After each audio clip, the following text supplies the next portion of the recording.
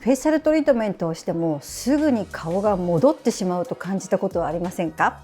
実は表面ではなくて土台からアプローチをしなければ本当の変化を得ることはできません。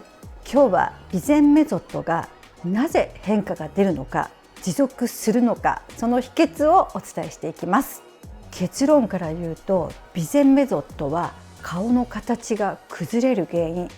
食いしばりにアプローチすることによって変化持続を得ることができます。こんにちは。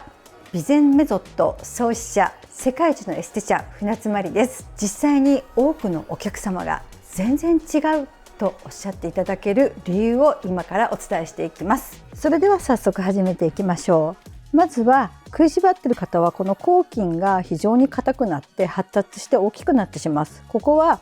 お顔の中でも一番大きな筋肉で、咀嚼筋群で骨格筋の種類になりますね。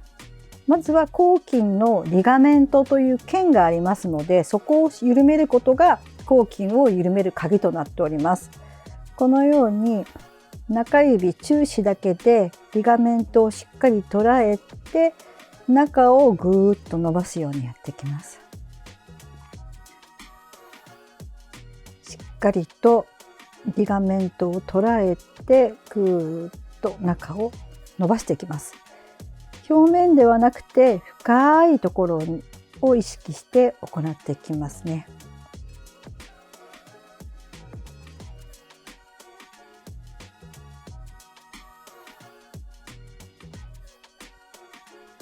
皮膚を下に下げるのではなくて、中をぐーっと伸ばすようなイメージで行っていきます。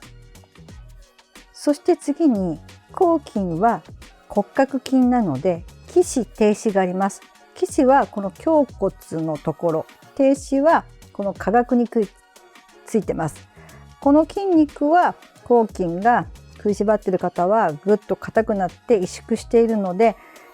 しっかり伸ばして弛緩させてあげることがとても大事です。はい、まずは起死から停止へ口筋を伸ばしていきます。しっかりと中をぐーっと伸ばしていきますね。胸骨の下から筋肉の深いところ、口筋はとても大きくて深い筋肉なので、皮膚の表面を摩擦させるんではなくて中を伸ばしていきますね。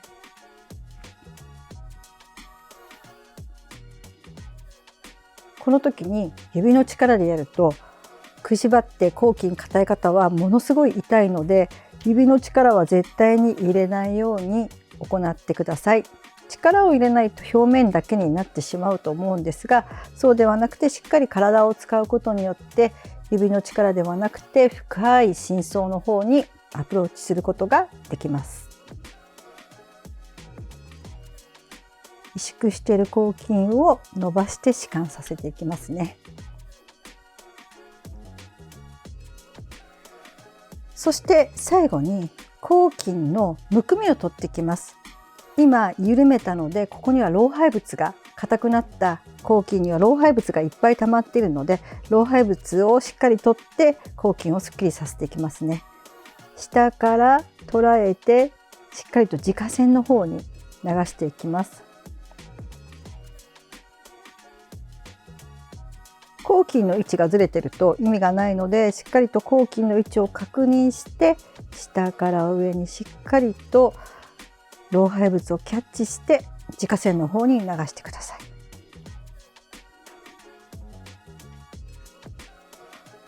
円を描くように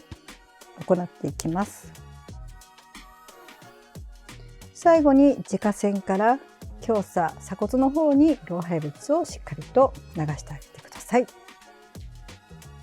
口筋を緩める手法としてはいろいろな主義があると思いますが、備前は本当に指の力でやらないっていうのがとても大事ですね。例えば口筋が硬いからこのグーでゴリゴリゴリゴリやってしまうと、まずは皮膚に非常に負担がかかって皮膚自体に炎症が起きて結果たるんでしまうということが起きます。そして硬い筋肉をゴリゴリやることによってお客様へのダメージも非常にあり、筋肉痛になったりとか痛みが生じてしまいます。なので備前はそういうことがないようにしっかりと抗筋を理解して深層にアプローチする手法として指の力は入れず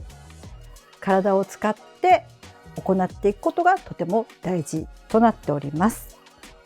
このような技術を本格的に学びたいという方に備前講座をご用意しております。技術だけではなく結果の出る深い考え方も学べる内容となっております。リピート率やお客様の満足度を上げたい方には特におすすめの内容となっております。詳しくは概要欄に記載しておりますので、ぜひご覧ください。ぜひこの動画気に入った方はチャンネル登録、いいね、コメントお待ちしております。